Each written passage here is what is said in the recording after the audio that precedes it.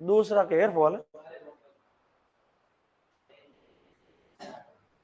अब central nervous system के अंदर दूसरा होता है जैसे साइकोलॉजिकल डिसऑर्डर। क्या होता है? एक तो होता है पूरा पागल हो जाना, क्या बोला? ये साइकोसिस है। क्या है? एक होता है बाइपोलर डिसऑर्डर। क्या होता है? बाइपोलर मीन्स क्या होता है कि आदमी का मूड जो होता है ये एक दोलन की तरह होता है। कैसा होता है कि कभी तो डिप्रेशन, कभी कभी मैनिया। क्या है? अब देखो डिप्रेशन इन मूड डिसऑर्डर की बात कर रहा हूं, मूड डिसऑर्डर। तो या तो डिप्रेशन होगा, क्या होगा, और या फिर होगा मैनिया। क्या होगा? यानी डिप्रेशन के केस में क्या होता है, आदमी को खुद पे पछतावा रहता है कि मेरे लिए माई बुरी, बाप बुरा, भाई बुरा, समाज बुरा, और उसको सुसाइडल थॉट आता है। क्या आता है? Suicide thought. और मैनिया क्या होता है, उसको ये लगता है दुनिया में हूं जो मैं ही हूं, बाकी कुछ नहीं। तो ये दोनों ही कंडीशन खराब होती है। क्या होती है? अब होता क्या, बहुत से ऐसे आदमी होते हैं जो एक गाना था, हंसते हंसते रोना शुरू, रोते रोते हंसता, ऐसा कुछ था ना। अब आदमी डिप्रेशन रोता रहता है और बैठे बैठे सोचता है यार मैं क्यों रोऊं, क्या मेरा क्या, तो हंसना शुरू करता। हाँ हाँ, यानी जो आपका मूड डिप्रेशन में था अब कहाँ चला गया, यानी मूड का स्टेबल रहना जरूरी। तो सीएनएस में एक तो आपका डिप्रेशन, मैनिया, फिर आप एक होता है साइकोसिस। क्या होता है? यानी पागल हो जाना। क्या हो जाना? इसके अलावा होता है पार्किंसोनिज्म। क्या होता है? पार्किन।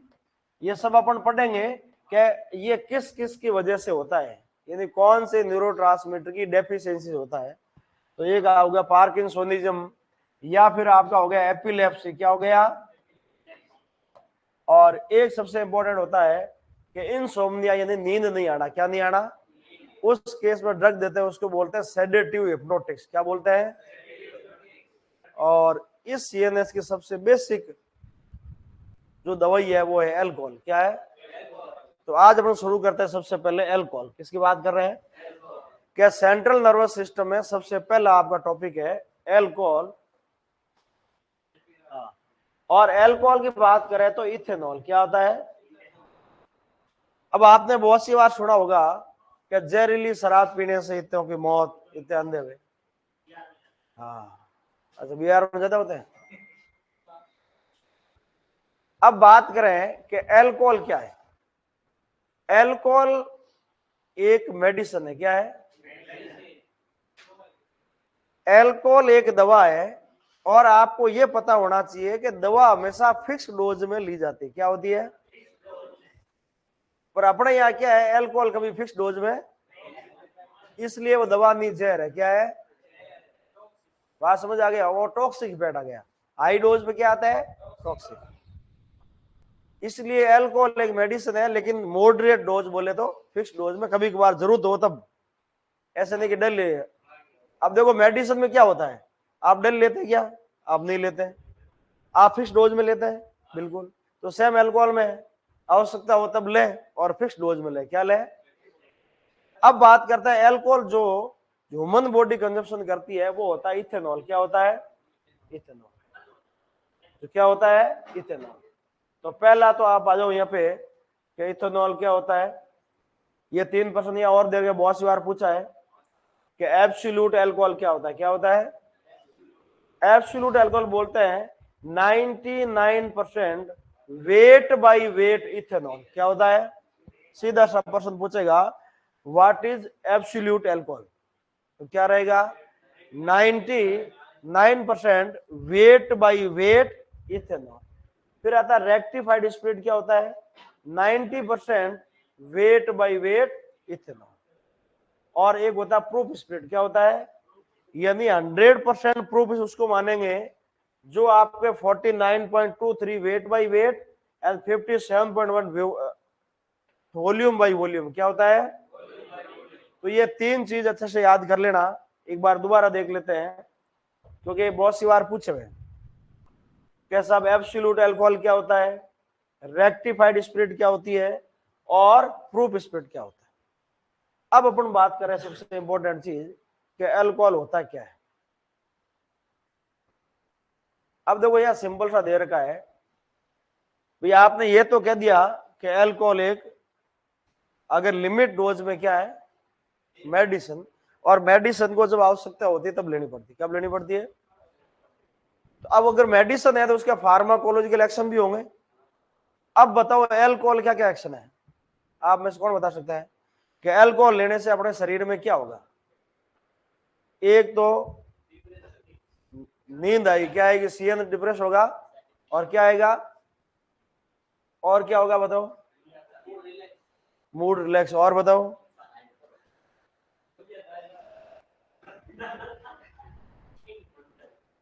और क्या होता है? और भूख बढ़ जाती है। और आपने ये भी नोट किया होगा अल्कोहल बड़ा जल्दी उठ जाता है, सुबह आंख खुल जाती है, वो पड़ा रहे अलग बात है, अर्ली अवेकिंग। और एक सबसे बड़ा ड्रॉबैक ये होता है लेट डिसीजन पावर। क्या होता है? क्या ब्रेक लगाओ लगाओ देता है, यानी फार्माकोलॉजिकल एक्शन तो आ जाता है। सबसे पहले मैंने दिया सीएनएस, क्या दिया है? अब आपको देखो अल्कोहल के फार्माकोलॉजिकल एक्शन रटने की आवश्यकता नहीं है कि भाई सीएनएस को क्या करेगा? स्टिमुलेट करेगा, डिप्रेस करेगा? डिप्रेस करेगा। क्या करेगा? CNS depression. क्या हो गया? और ये दूसरा physiological as well as physical dependence करता है। क्या करता है? अब ये कैसा करता बताओ? क्या शाम को 8 बजते मन में आनी शुरू हो जाती है, यानी आपने कैसा किया है, आपकी बॉडी क्या कर रही है? मांग रही है, क्योंकि आपकी फिजियोलॉजी मांग रही है क्या नहीं यार 2 पैक तो मैं ले लूं। और धीरे धीरे क्या होगा? फिजिकल डिपेंडेंस होगी। क्या होगी? क्या यार 2 पैक ले तो ही पार पड़े। यानी अल्कोहल का पहला काम है सीएनएस को डिप्रेस करना, और वो physiological as well physical dependence करता है। दूसरा लीवर में क्या करेगा?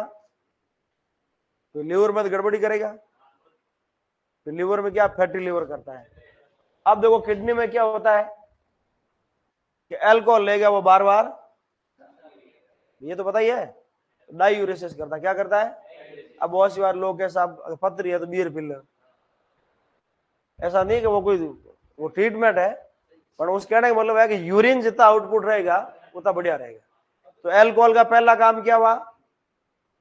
पहला काम सीएनएस को डिप्रेस करना, और क्या करता है ये? Physiological as well physical dependence करता है। क्या करता है? अब दूसरा क्या करता है ये? लीवर में प्रोटीन एक्युमुलेट होती है, लीवर नुकसान ही करेगा, डैमेज करेगा। और किडनी में क्या करेगा? और वो सेक्सुअली एफ्रोडाइटिक होता है। क्या होता है? एफ्रोडाइटिक। फिर देखो ब्लड में सबसे इंपॉर्टेंट चीज, ये आ जाओ, मैंने यहां क्या लिखा है? Moderate consumption. क्या लिखा है? क्या moderate dose of alcohol is beneficial for the heart. क्योंकि मॉडरेट डोज क्या करती है? आपके एचडीएल लेवल को बढ़ाती है, हाई डेंसिटी, और हाई डेंसिटी लिपिड आपके लिए बेनिफिशियल होता है। क्या होता है? पर वो कब है? मॉडरेट डोज में। किसमें है? हाई डोज में नहीं। क्या होता है? हाई डोज में नहीं। अब देखो इसके फार्माकोलॉजिकल एक्शन की, फिर क्या करेगा? बॉडी टेम्परेचर में क्या है? 2 पैक लिए पर सर्दी गर्म हो जाएगी। क्या हो गया? और एक बॉडी का सिक्रेशन को डिक्रीज करना, उल्टी हो सकती है। क्या हो सकती है? अब आ जाओ दोबारा कि इसके फार्माकोलॉजिकल एक्शन। अब बताओ किस किस को याद है? सबको याद है? अल्कोहल का पहला फायदा क्या? सीएनएस को डिप्रेस करेगा, लेकिन 2 नुकसान साथ में, क्या? Physical as well as physiological dependence हो जाएगी। क्या हो जाएगी? दूसरा क्या करेगा? जीआईटी में प्रोटीन एक्युमुलेट होगी तो नुकसान करेगा। फिर तीसरा लीवर के अंदर सॉरी, और किडनी में क्या करेगा? डायूरेसिस। क्या करेगा? डायूरेसिस। और बॉडी क्या रहेगी? गर्म। क्या रहेगी? और जीआईटी में क्या करेगा? कि सिक्रेशन कम करेगा तो उल्टी। और सबसे अच्छी बात हार्ट के लिए क्या है? Moderate dose of alcohol is beneficial for. अब मैं मॉडरेट पे कह रहा हूं, लोग हंस रहे हैं, भरत को हंसी आ रही है। मॉडरेट डोज मतलब दवा की डोज क्या होनी चाहिए? फिक्स होनी चाहिए। और ये सेक्सुअली क्या होगा? एफ्रोडाइटिक होता है। क्या होता है? क्या करो? नहीं, वो आपके काम की नहीं है, ये सब पढ़ाने के लिए है, होनी नहीं चाहिए बिल्कुल ही। अल्कोहल कंजप्शन कतई आपके बेनिफिशियल नहीं, ये सिर्फ पढ़ाने के लिए है कि जरूरत हो तो, जरूरत होगी तो हम कह देंगे आज तू ले, आप पूछ लेना मेरे से, अभी तक जरूरत नहीं किसी को भी, ठीक है। तो ये आपके फार्माकोलॉजिकल एक्शन हो गए, क्या हो गए? अब अपन आते हैं, सबसे इंपॉर्टेंट चीज क्या है कि ये अल्कोहल ऐसा क्या करता है आपके शरीर में कि जिससे आपको नींद आती, क्या आती है? तो एक बात आप ध्यान रखना, सेंट्रल नर्वस सिस्टम में आपके शरीर में एकमात्र न्यूरोट्रांसमीटर होता है गाबा। कौन सा होता है? जो इनहिबिटरी न्यूरोट्रांसमीटर होता है। क्या होता है? मीन्स आप कह सकते हो कि जब भी गाबा की बात चलेगी आपका माइंड रिलैक्स रहेगा। क्या रहेगा? यानी गाबा एक न्यूरोट्रांसमीटर है, और आपको यह भी पता है कि अगर न्यूरोट्रांसमीटर है वो किसी रिसेप्टर से बाइंड होगा, तो गाबा है तो गाबा किससे बाइंड होगा? गाबा रिसेप्टर से। और इनहिबिटरी न्यूरोट्रांसमीटर कौन सा है? गाबा। मारोड़ में क्या है? गाबा है, गाबड़ फाड़ा क्या करे? बाको फाड़ो, ये नींद आना वाला कहने वो क्या? तो सीधा सा है कि गाबा एक प्रकार का इनहिबिटरी न्यूरोट्रांसमीटर है जिससे आदमी को नींद आती। क्या आती है? अब यहां लिखा मैकेनिज्म ऑफ अल्कोहल, कि अल्कोहल ऐसा क्या करता है जिससे आदमी रिलैक्स हो जाता है। अल्कोहल क्या करेगा? यानी गाबा को बढ़ाएगा, और गाबा जब बढ़ेगा तो क्या होगा? आदमी रिलैक्स। सीधा सा लिखा है alcohol promote the GABA receptor mediated inhibition through the chlorine channel opening. और इसके अलावा एनएमडी जो रिसेप्टर होता है ये आपका एक्साइटेटरी होता है। क्या है? यानी ये क्या कर रहा है कि इनहिबिटरी को तो बढ़ा रहा है, क्या कर रहा है इसको? कि आदमी को रिलैक्स कर। और जो आपको एक्साइटेड कर रहा है उसको क्या कर रहा है? रोक रहा है। क्या कर रहा है? ठीक है, तो सिंपल सा याद रखना। अब मेन मुद्दे की बात आती है जहां से क्वेश्चन आता है कि अल्कोहल आपकी बॉडी में डाइजेस्ट कैसे होता है, जो मेन समझना यहां से। अब आपने क्या लिया? और क्या लिया? आपने इथेनॉल लिया। क्या लिया? और जो जहरीली शराब होती है उसको क्या कहते हैं? क्या कहते हैं? मिथेनॉल। अब जब आप इथेनॉल लोगे तो ये बॉडी में जाके एसिटल्डिहाइड में कन्वर्ट होगा। किसमें होगा? और ये आपके होगा फॉर्मल्डिहाइड में। किसमें होगा? ये किसमें होगा? फॉर्मल्डिहाइड। और ये एसिटल्डिहाइड ये कन्वर्ट होगा एसिटिक एसिड में। किसमें होगा? Acetic acid. और ये आपके यूरिन में बाहर निकल जाएगा। क्या निकल जाएगा? अब यहां एक एंजाइम काम आता है, उसका नाम है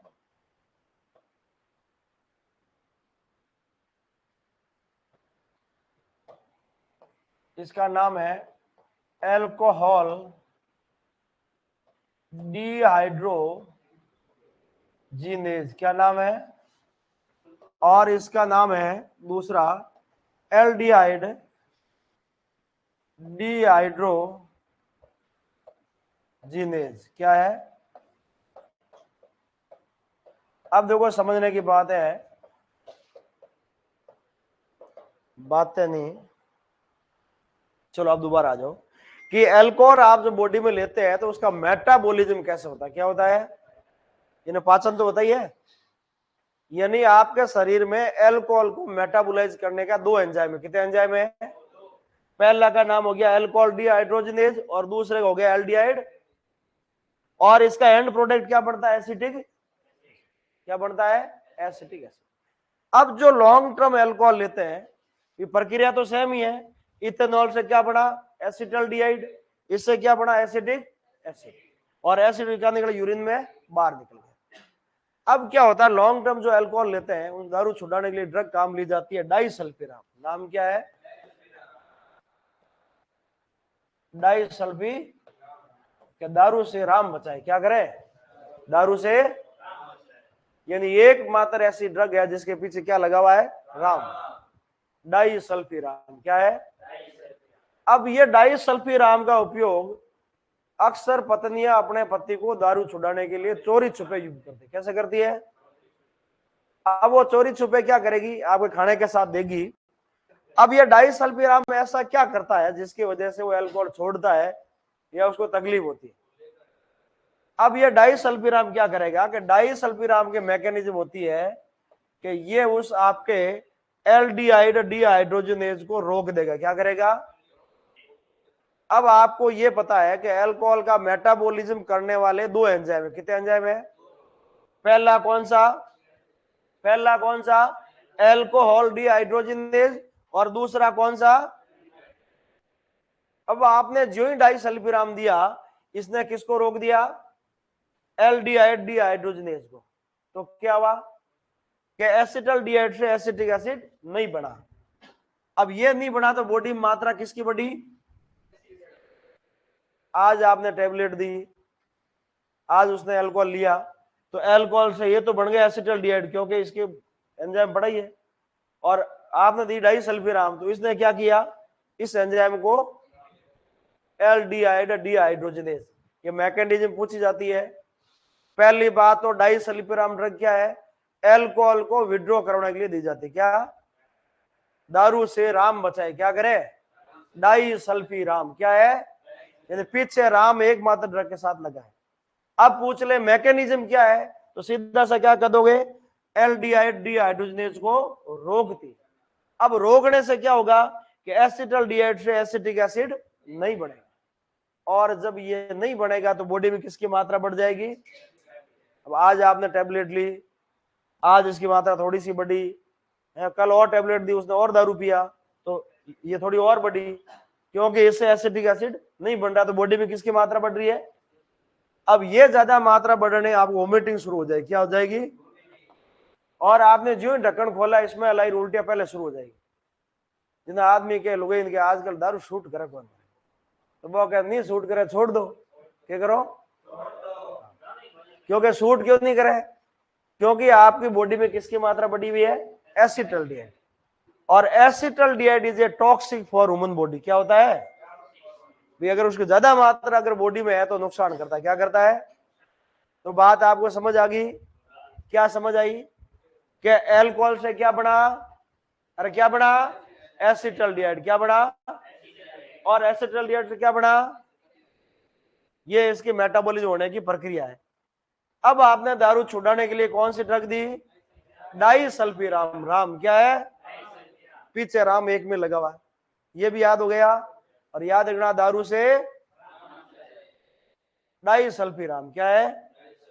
तो क्या कहते? दारू एक दवाई है, पर दवाई में भगवान बचा हुआ। क्या फालतू दवाई नहीं लेनी पड़ेगी। क्या करा वो? क्या भाई दवाई में भगवान बचा नहीं लेनी पड़े। तो सेम यही सिस्टम है। ठीक है, तो डाइसल्फिराम क्या करता है? ये किसको रोकेगा? किसको रोकेगा?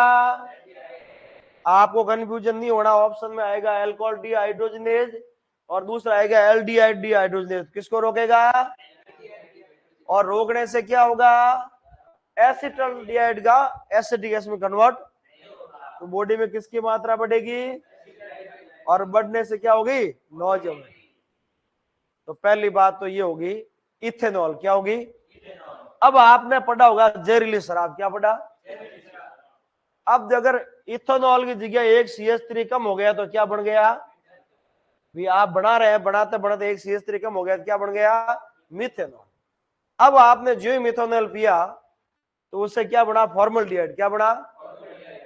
और फिर क्या बना? Formic acid. क्या बना? और फॉर्मिक एसिड बॉडी में बढ़ने से आदमी अंधा हो जाता है। क्या हो जाता है? तो पहला क्वेश्चन तो यहां से आता है कि फॉर्मिक एसिड क्या करता है? ब्लाइंडनेस। क्या करता है?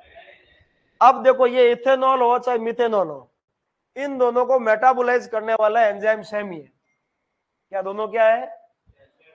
अब अगर गलती से किसी ने मिथेनॉल पी लिया तो आपको यह पता है कि मिथेनॉल खुद जहरीला नहीं है, उसका जो एंड प्रोडक्ट है फॉर्मिक एसिड, यानी मेटाबोलाइज होने के बाद जो बढ़ता है वो जहरीला क्या है? तो सबसे पहले डॉक्टर के साथ जहरीली शराब पी ली तो बोले क्वार्टर पा दो उसको। अब क्या पिला दो? इथेनॉल। अब देखो आपके सामने घास फूस और एक लड्डू है, भी पहले अकाल पड़ता, लोग क्या बोलते हैं, मतलब जो मिला वो खा लेते थे कि मजबूरी थी। अब आपका शरीर किसको डाइजेस्ट करेगा? घास फूस को लड्डू को? लड्डू को। तो आपका शरीर डाइजेस्ट करने के लिए किसके लिए बना है? इथेनॉल। और आपने गलती से क्या पी लिया? और आपको ये पता है कि मिथेनॉल का एंड प्रोडक्ट जो होता है फॉर्मिक एसिड है वो हानिकारक होता है। क्या होता है? अब क्या होता है, ये जो मिथेनॉल धीरे धीरे मेटाबोलाइज हो गया, धीरे धीरे क्या बढ़ता जा रहा है? Formic acid.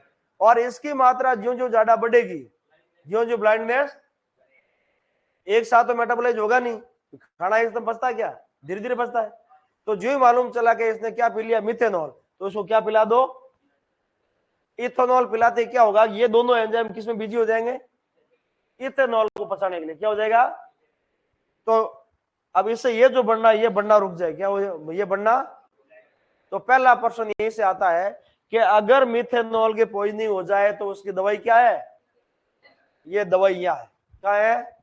अब आप पूछ रहे थे कब लेना है, कि अगर ऐडी कोई जहरीली शराब पी लो उस समय लेना है, या गलती से कोई दे दे आपको, वरना। तो देखो मिथेनॉल की पॉइजनिंग में क्या देते हैं? अब देखो एक बार दोबारा बताओ आपको, अपन बात किसकी कर रहे थे? अल्कोहल। किसकी बात कर रहे थे? एक बार अच्छे से समझ लेना, ये प्रश्न 100% पूछेगा। और अल्कोहल मेनली जो अपन पढ़ेंगे कौन कौन सा होता है? इथेनॉल और मिथेनॉल। कौन सा होता है? इथेनॉल और मिथेनॉल। इथेनॉल से बनता है एसिटल्डिहाइड। क्या बना है? एसिटल्डिहाइड। क्या बनता है? और इससे बनता है एसिटिक एसिड। क्या बनता है? Acetic acid. और यह एक एंजाइम काम आता है, उसको नाम है अल्कोहल डिहाइड्रोजिनेज। क्या होता है? और यह होता है एल्डिहाइड सेम डिहाइड्रोजिनेज। क्या होता है? तो मिथेनॉल से क्या बना? फॉर्मल्डिहाइड। क्या बना?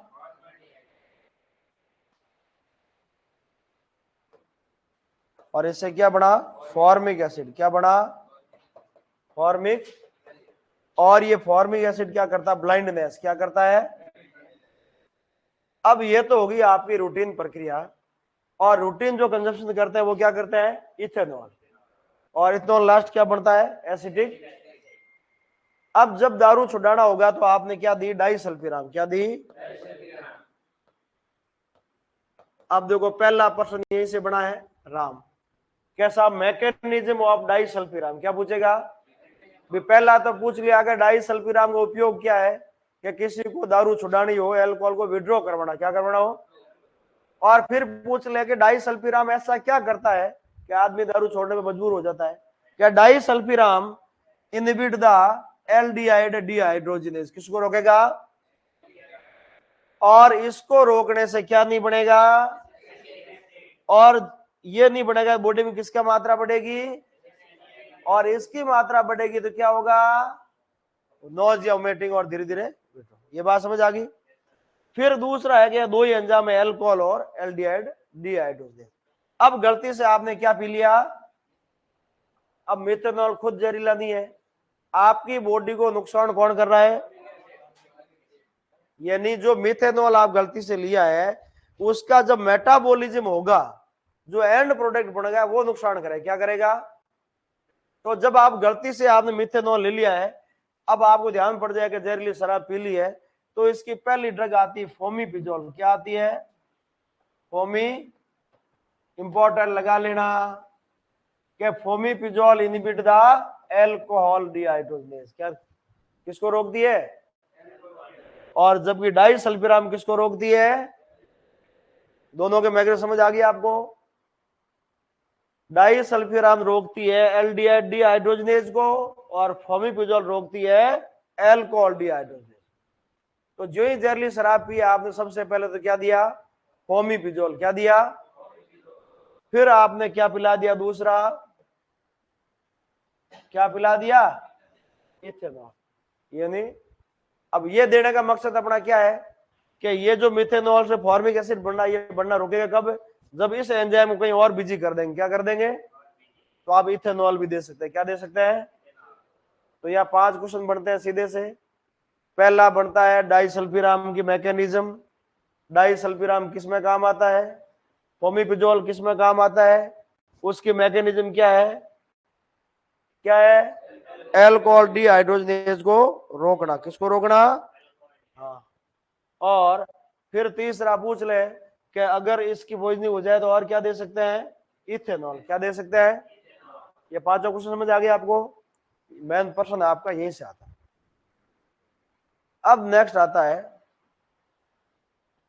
कि अगर आपको अल्कोहल छुड़ाना हो, क्या हो, क्या कोई आदमी लॉन्ग टर्म से अल्कोहल का कंजप्शन कर रहा है, क्या कर रहा है, तो आप सोचोगे अगर आप उसको रेगुलर ले रहा है और अचानक बंद करेंगे तो क्या होगा बताओ?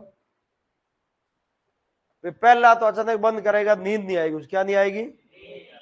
और नींद आने के लिए दवाई कौन सी देते हैं? एल्पाराजोलेम और बेंजोडाइजिपिन। आगे पढ़ेंगे सेडेटिव, हिप्नोटिक। कौन सी देते हैं? सेडेटिव। अब सेडेशन मींस क्या होता है? नींद का आभास होना, क्या होना? और हिप्नोटिक्स मींस होता है नींद का आ जाना। तो जब अल्कोहल विड्रॉ करेंगे तो सबसे पहला उसके साथ होगा कि उसको नींद नहीं आएगी, क्या नहीं आएगी? तो आपने सबसे पहली ड्रग दी बेंजोडाइजिपिन, क्या दी है? प्रिवेंट विड्रॉल, क्या करेगा? और दूसरा जो अल्कोहल छोड़ेगा तो उसका हाथ पग टूट के हुई बूढ़िया क्या थोड़ा थकुड़ो अमल ले ले, क्या ले ले? तो आप ओपियोइड एंटागोनिस्ट देते हैं नेल्ट्रोक्सोन, क्या देते हैं? Opioid antagonist. ये prevent the relapse of alcoholism, क्या करेगा? अब देखो दूसरा क्या है, अल्कोहल एक प्रकार का क्या है, अल्कोहल आपके बॉडी में गाबा की मात्रा बढ़ा रहा था, क्या बढ़ा रहा था?